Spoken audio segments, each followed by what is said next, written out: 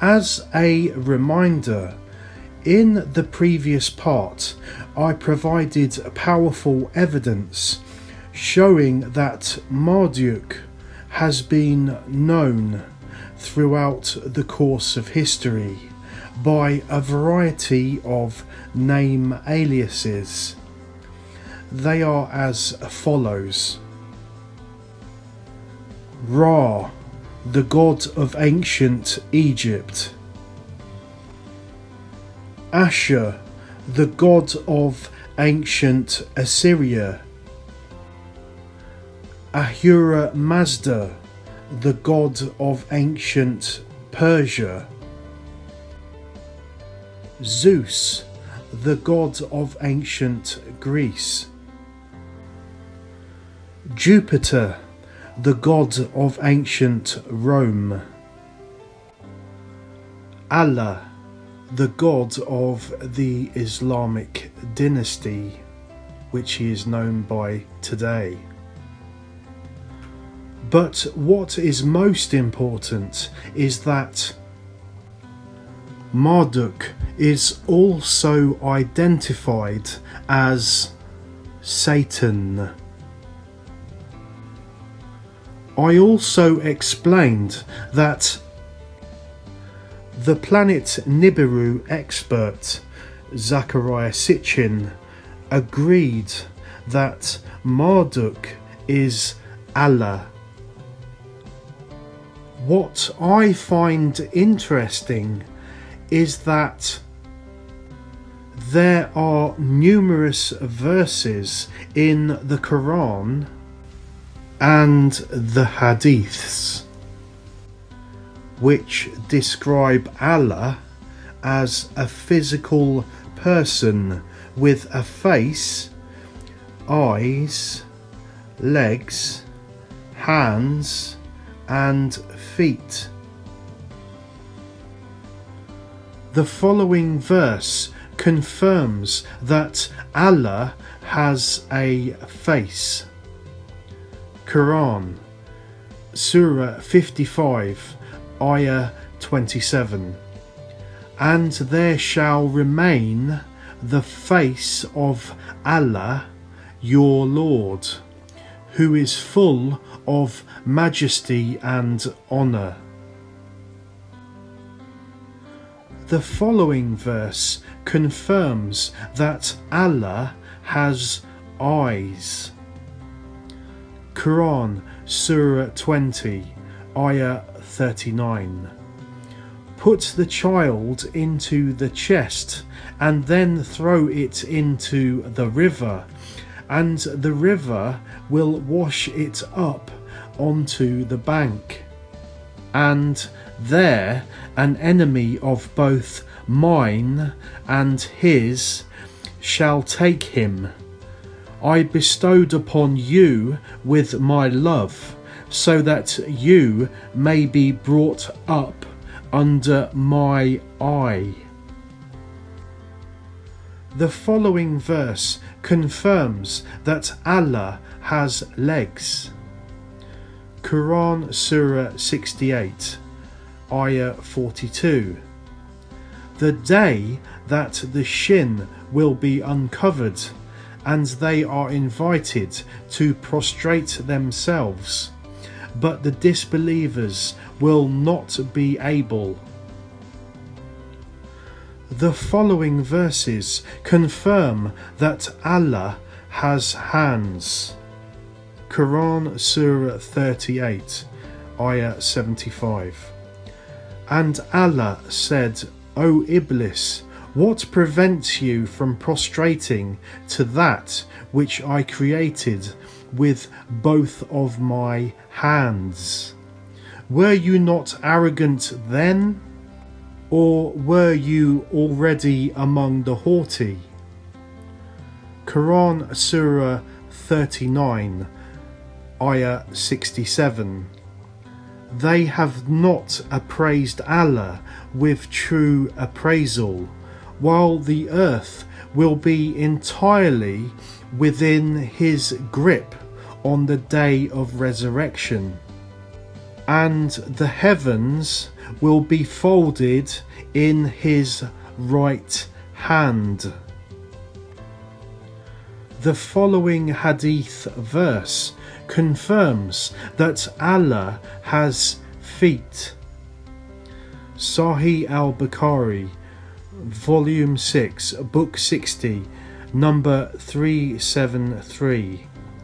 Then Allah said to the hellfire, "You are my means of punishment, by which I punish whoever I wish of my slaves, and each of you will have its fill.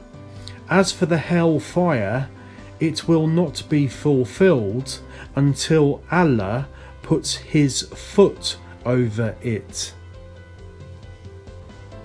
Okay, so bearing in mind the evidence I have provided so far in part 5 and part 6 of this video, it becomes clearer and clearer that Marduk is Allah. I will now present further evidence from both the Bible and the Quran, which shows how Allah is Satan. In the Quran, it explains that Allah has 99 names. Now, according to Muslim Imams around the world, they teach that Allah's 69th name is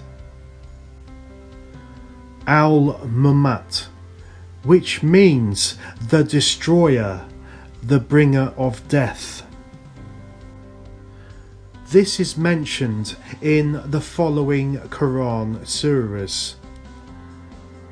Surah 3, Ayah 156, Surah 7, Ayah 158, Surah 15, Ayah 23, Surah 57, Ayah 2.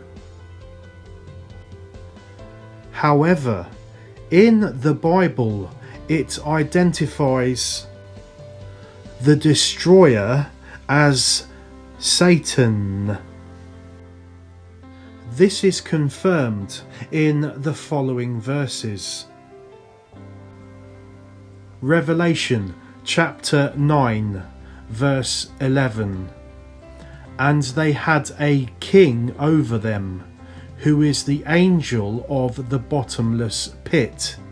His name in the Hebrew tongue is Abaddon, but in the Greek tongue it is Apollyon, which means the destroyer. Please note that the destroyer, i.e. Allah, is also mentioned approximately 15 times in the following Bible chapters, where God uses him to wipe out armies, kings, and nations.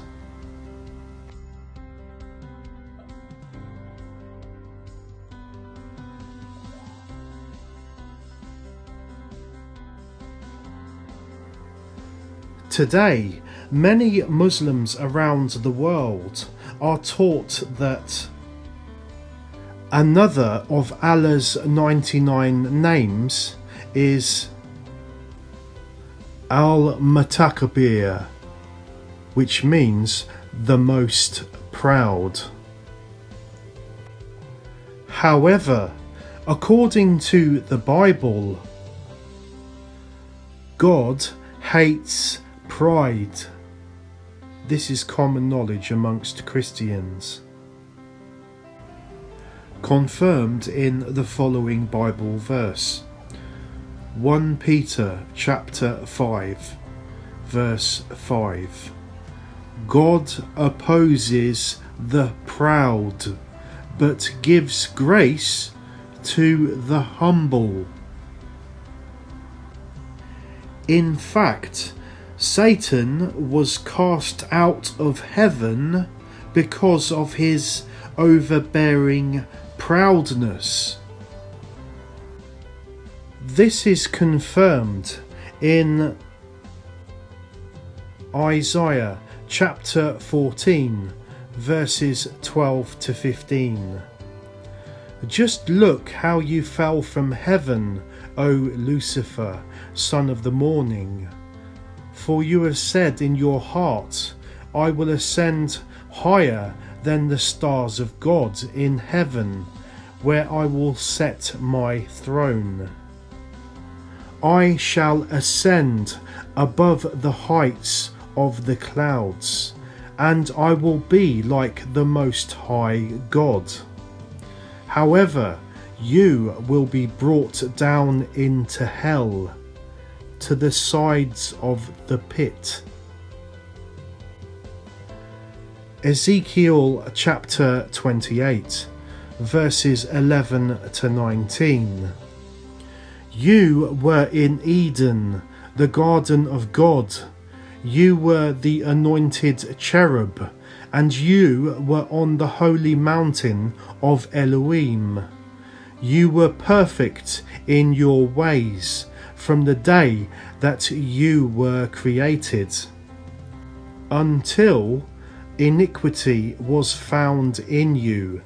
You became filled with violence and turned to sin. Therefore I will cast you out of the mountain of Elohim, and I will destroy you, O cherub. Your heart was lifted up because of your beauty. Your wisdom became corrupted. Therefore I will cast you down to the ground. You have defiled your sanctuaries by the multitude of your iniquities. Therefore I will bring forth a fire from within you, which shall devour you, and I will bring you to ashes upon the earth, in the sight of all those around you. All those among the people who know you shall be astonished. You shall be a terror, and will be no more. Please note that this is the mount of the Elohim that Satan, i.e. Marduk, was cast out from. I will elaborate more on this subject later. If we examine the following verse found in the Islamic Book of Prophets, known as the Hadiths, it provides us with further evidence that Allah is Satan. Here's that verse. Sahih al-Bukhari, Book 73, number 224. And Muhammad said, the most awful name in Allah's sight on the day of resurrection is the man who calls himself Malik al-Muluk, the King of Kings. Okay, so after reading through that verse, my question is, why does it sound like Allah is so terrified of the King of Kings? Which is a clear reference to Jesus Christ. This is confirmed in the following Bible verse. 1 Timothy chapter 6 verses 14 to 15. Until the appearing of our Lord Jesus Christ, which in his own time shall be revealed.